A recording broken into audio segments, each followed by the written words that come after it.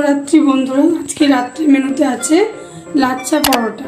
তার জন্য আমাদের ময়দাটাকে ভালো করে মেখে নেব।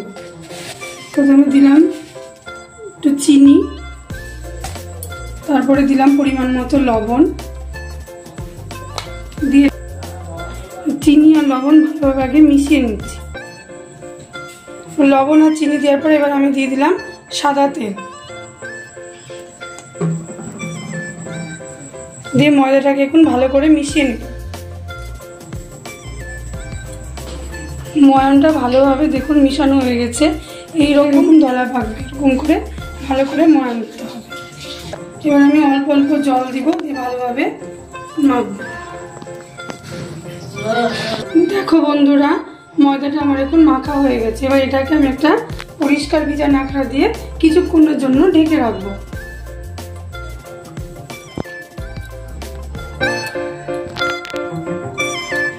ঢেকে রাখার পরে এবার ময়দাটাতে আমি কিছুটা তেল ভালোভাবে দিয়ে ভালোভাবে মাখিয়ে নেব। ভালোভাবে ময়দাটা মেখে নেওয়ার পর এখন আমি এরকম করে লেচি কেটে নিলাম।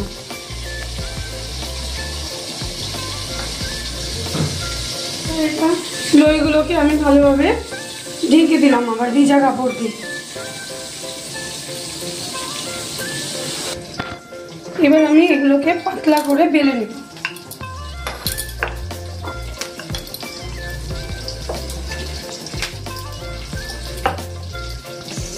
আমি এটাকে বড় করে বেলে নিয়েছি।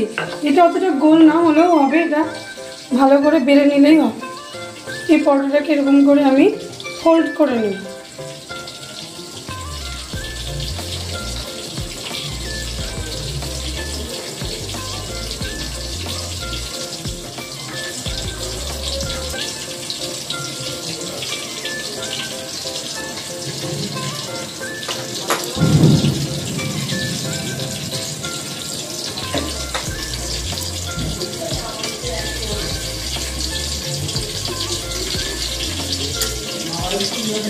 তারপর আমি একটু ভালোভাবে সাদা তেল মাখিয়ে নেব।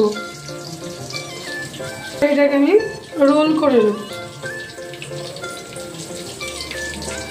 এরকম করে আমি এটাকে একটা গুটি বানিয়ে নেব।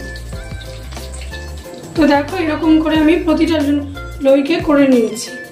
তো পরোটাটাকে এবার আমি বেলে নিয়ে ভাজবো। তার জন্য প্রথমে আমি হাত দিয়ে একটু এরকম করে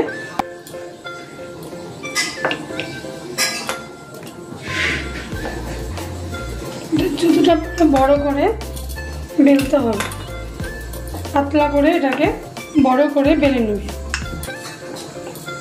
তো আমি এটাকে ভালোভাবে পাতলা করে বেলে নিয়েছি। এবার আমি এটাকে চাটুতে দিয়ে দিলাম। এরপর পরোটাটাকে আমি উল্টে নিলাম,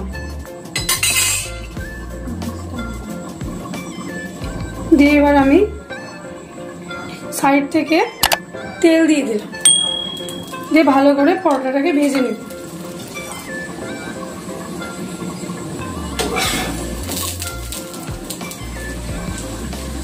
পরোটাটা ভাজা হয়ে গেছে। এবার এটাকে আমি ভালোভাবে পিটিয়ে নেব। তো পরোটাটাকে এরকম করে ভালো করে একটু পিটিয়ে নিতে হবে।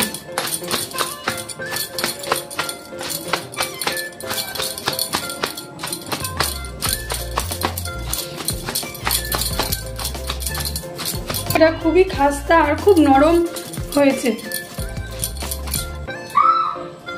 সব পিঠার পরোটাগুলো এরকম করে আমি ভেজে নিয়েছি। তো যদি আপনাদের ভালো লাগে তো এটাকে লাইক, কমেন্ট, শেয়ার করে দিন। Thank you.